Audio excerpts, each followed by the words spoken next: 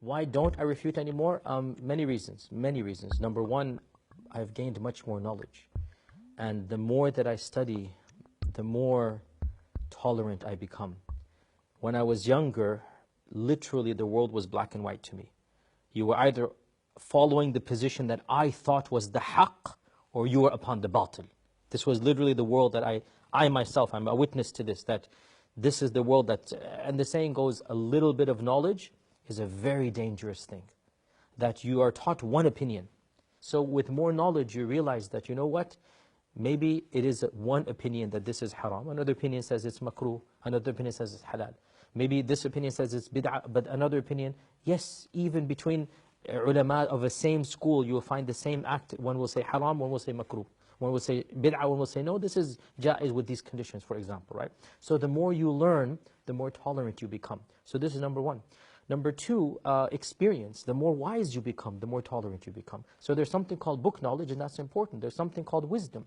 The more you are interacting with the people, the more you are experienced in your da'wah, you realize that it's not the best use of time to talk about the faults of other people. You know, to be an armchair critic requires zero qualifications. And that is why the more wise you are, the more experienced you are, the more quiet you become. And then there's the spiritual component. So there's knowledge, there's experience, and then there's spirituality.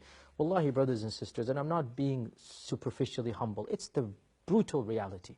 Why should I concern myself with the faults of others when I have my own faults to worry about? Why should I worry about other people and their issues when I have to worry about myself and what I am dealing with and the issues that I have? So, subhanAllah, there's a better way to refute, and that is by showing the right way.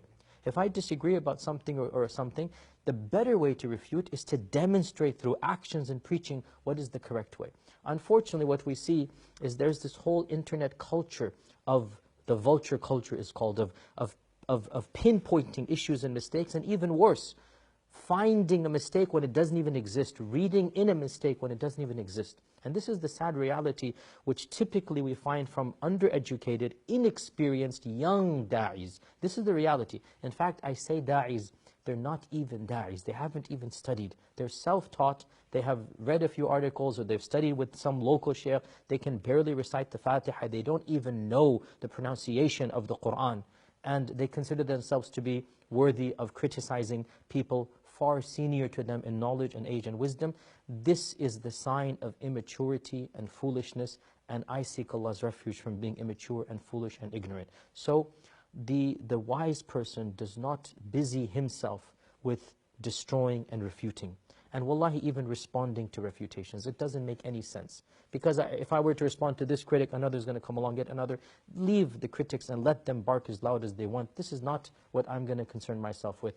My concern is to preach the truth and ask Allah to continue to bless me and to overlook my sins and faults. And there's no doubt there are mistakes we all make, but the goal is that the khair and the benefit is much more than the mistakes that are made.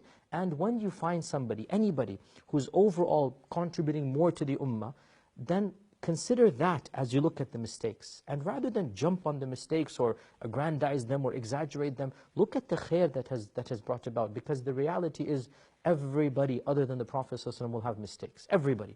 So why concentrate on these minor issues? Why read in mistakes when they don't exist? Rather than talk about other people's mistakes and faults, concentrate on what good you can do to the ummah and how you can guide other people. Concentrate on your own akhlaq and being a positive role model. Destroying other people is the easiest thing in the world. But wallahi, when you destroy others that are genuinely successful, wallahi, you end up destroying yourself and not harming them at all. So don't worry about other people's mistakes and flaws. Worry about your own. And Allah subhanahu wa ta'ala will then make you a role model when you worry about your own faults. And you will be able to conquer your own issues and rise up in the eyes of Allah subhanahu wa ta'ala. This is the real prophetic methodology. In fact, Imam al-Bukhari is well known for this, that he would make it a point to never mention any critic, any person he criticized. He would criticize the concept and not the person.